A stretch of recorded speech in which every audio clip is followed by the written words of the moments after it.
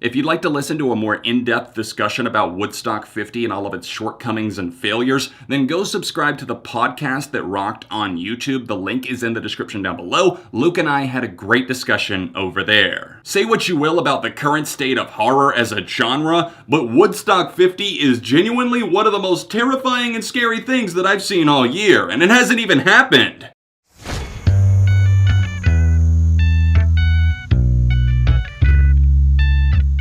What's up everyone, welcome back to Beyond ARTV. My name is John, and it's time to talk about the total nightmare that is Woodstock 50. Woodstock is a legendary name that I'm sure rings a very bright bell and has a positive connotation in most music fans' minds. But over time, I would say that the reputation has been tarnished slightly, most notably this year in 2019 by the attempted Woodstock 50. The original festival took place in New York in 1969, attracting hundreds of thousands of fans. It was an event that I think was a landmark milestone in history, not just musical history, but history in general, because up to that point, I don't think that music was taken seriously beyond just being a passive movement, maybe a hobby, but Woodstock, it had people coming out in full force, and the 60s weren't exactly the best time, but this signaled a positive thing, something that was fun for people, and then that legendary name lived on for years to come. Woodstock was again celebrated several different times. I would say probably most notably the 1994 edition. You probably remember the infamous Green Day mudslinging incident,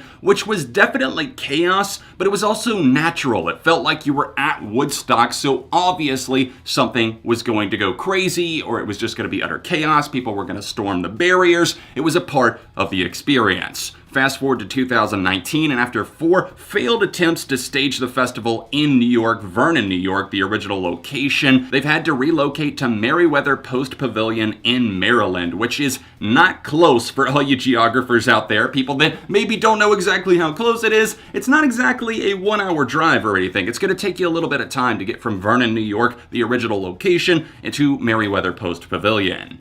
Now, there's obviously an attendance thing that comes in as well. 35,000 people can roughly pack in on a good night at Merriweather, and at the original location, they were planning on hosting about 150,000 people. People have been pulling out. I'm talking bands, I'm talking artists, I'm talking everybody that backed it financially. Everybody is dropping Woodstock 50 like flies. And why is it going down? Because there is nothing going on behind the scenes that can't be described as just a hurricane. It's turmoil. And in the past, I described Woodstock as chaos, sure, but this feels like chaos that's just unnatural. It's almost like they're asking for it to be the most chaotic, unprogrammed, uncontrollable thing, a wrecking ball that they can just not handle at all. At Merriweather Post Pavilion, all of the bands dropping out include the Raconteurs, you've got John Fogerty, Dead and Company, people that were actually at the original Woodstock are dropping this festival. Jay-Z, Miley Cyrus, so many more are distancing themselves. They're not going to play at the new date,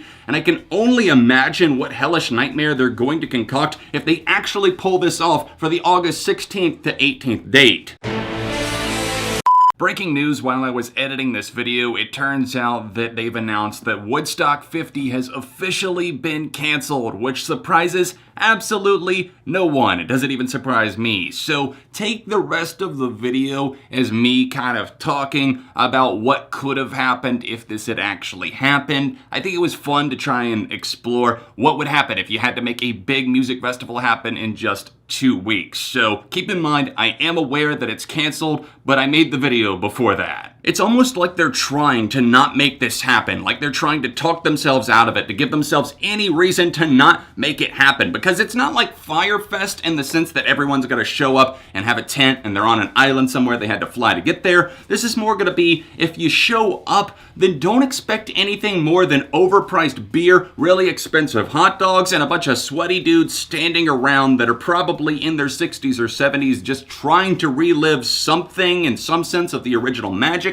and they're going to be utterly disappointed because God only knows who's actually going to play this event. There's no way they're getting Robert Plant or anybody from any of those legendary bands at this point, so I would maybe put it on maybe like a former bassist, like somebody who was originally in the Quarrymen is gonna show up and give a speech at Woodstock 50 at Merriweather Post Pavilion, like, yeah, what a great event. What a great time to come together as music fans. I was in the Quarrymen for like 1 year. It's all speculation at this point, but whatever happens, I just know it's going to be a total tornado disaster. Like, the place is probably going to get destroyed, and Merriweather is definitely an iconic venue, so I hope that nobody does anything too crazy. I mean, Maryland, what were you thinking when you gave them a permit to actually use the festival grounds here? At this point, I'm wondering what would it actually take to get people to go to the festival, and one way they're hoping to make that happen would be by making the tickets free. They're going to just give them away. They're giving it out of the gratitude of their heart, or maybe because they don't think people are actually going to show up. And I'm wondering to myself, would I go if I knew that I was going to get in for free, that I knew I was going to see at least a couple of bands? I'll throw the question back to you guys. What would it take to make you go to Woodstock 50? Would it take one of the saving graces, like a name that was originally on the lineup like The Killers or Miley Cyrus or Dead & Company, to actually rejoin the festival for you to go? Or is a free ticket enough and you'd love to just be there to see everything go up in flames? Let me know your thoughts in the comments section down below, because Woodstock 50 sounds like a total fucking nightmare.